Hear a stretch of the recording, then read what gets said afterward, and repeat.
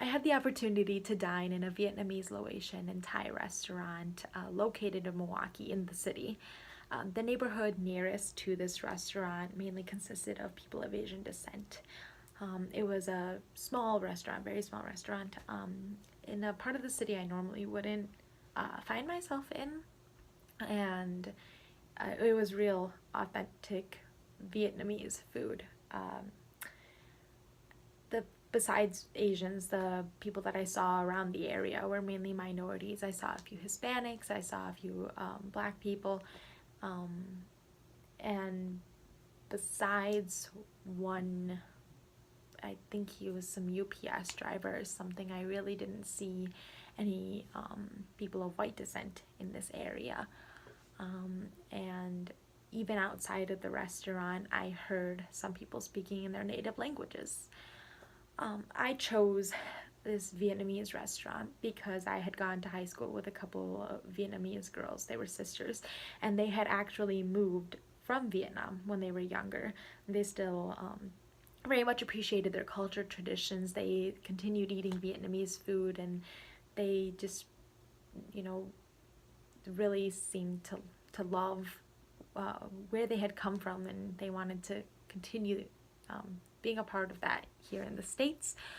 Um, I didn't really know much about their culture in high school, and I never really asked, but I was very interested, and therefore I decided to go to that kind of setting.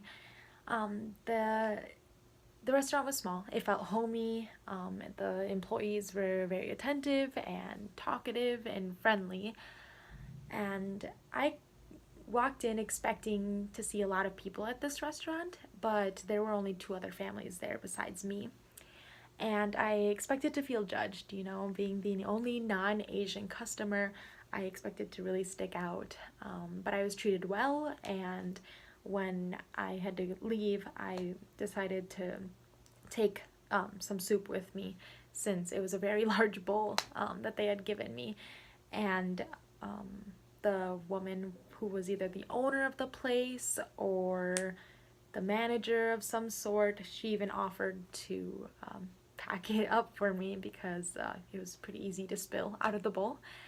Um, and I felt a little uncomfortable when I walked in because they were speaking in their native language and they seemed to be very into their conversations. All of a sudden, I walked in and I was not Asian, which was very interesting. But after sitting down and ordering and everything, it started feeling less like I stuck out so much.